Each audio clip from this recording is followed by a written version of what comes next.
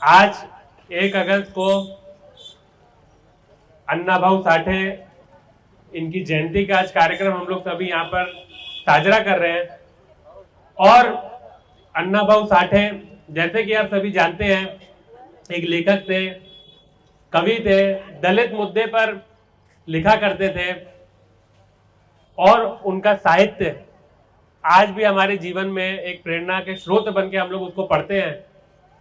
और इस सभी के साथ में एक समाज सुधारक थे।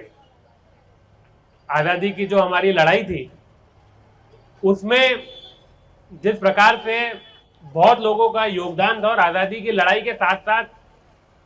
जो हमारे समाज में जो कास्ट सिस्टम था और अंग्रेजों से जो हमको आजादी चाहिए थी, साथ में ही वो जाति व्यवस्था से भी आजादी चाहिए थी। तो अन्ना भाऊ साठे उस समय पर आजादी के साथ साथ ये चाहते थे कि जो जाति व्यवस्था है उससे भी हमारे समाज को आजादी मिल जाए। और इसके लिए उन्होंने समाज सुधारक बनकर और लेखक बनकर कई कार्य किए। और उनके जैसे ही ऐसे बहुत सारे नेता थे जिन्होंने इस संबंध में कार्य किए, जिसमें सबसे प्रमुख आदरणीय बाबा साहेब अम्बेडकर थे। और जिनकी कोशिश थी कि समाज में जो हमारे भारत के लिए अभिशापित, एक अभिशाप की तरह जो हमारे भारत के समाज के लिए जो जाति व्यवस्था बनी हुई थी, उसमें जो हजारों सालों से जिन जातियों को दबाया गया, जिनका शोषण किया गया, वो जाति एक नए भारत में सभी के साथ कंधे मिला के चल सके और आजादी के बाद जो भारत का विकास होने वाला है उसमें वह भी उसी विकास का लाभ उठा सके और सभी जातियां एक स्तर पर आ सके। इसके लिए उन्होंने एक बहुत ही महत्वपूर्ण कार्य किया था।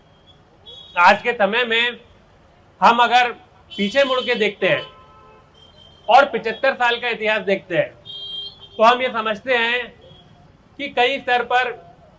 जिनके लिए अन्ना भाऊ साठे, बाबा साहेब अम्बेडकर इन्होंने कार्य किया, उनमें से बहुत सारे लोग गरीब तबके के अलग अलग नौकरियों में अलग अलग पद पर आगे आए और इसका लाभ उठाकर बहुत सारे लोगों का जो आर्थिक स्थिति थी उसमें बदलाव आया। लेकिन साथ में हमें यह भी समझना चाहिए कि 75 साल में आजादी के बाद वह कार्य पूरा नहीं हुआ और आज भी जाति होने की वजह से अत्याचार के प्रमाण हमारे समाज में देखे जाते हैं। हालांकि हो सकता है कि जो चीज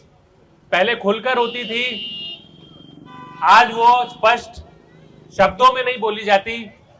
स्पष्ट तरीके से बताई नहीं जाती, लेकिन जो कर रहा होता है और जिसके जो पीड़ित होता है उन दोनों को ये बात समझ में आती है।